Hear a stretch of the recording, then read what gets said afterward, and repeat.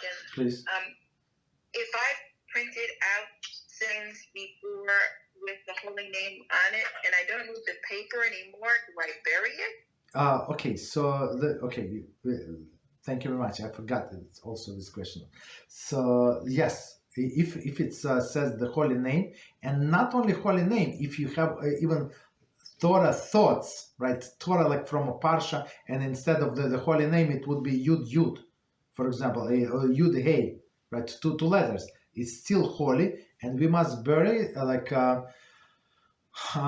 usually in a synagogue. There is they provide this service, so they would collect into the box and then pay to somebody, and somebody would take into the woods or somewhere, or a person would buy a plot somewhere like upstate or out of state and bury. But if you have your own farm, for example, you have your own place, so you're allowed to bury. There is no problem. So just make sure that you bury in a respectful manner. You dig your hole in a place where people do not walk.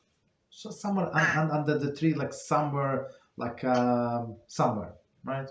So that's what we do. We bury that and leave it there. That's correct.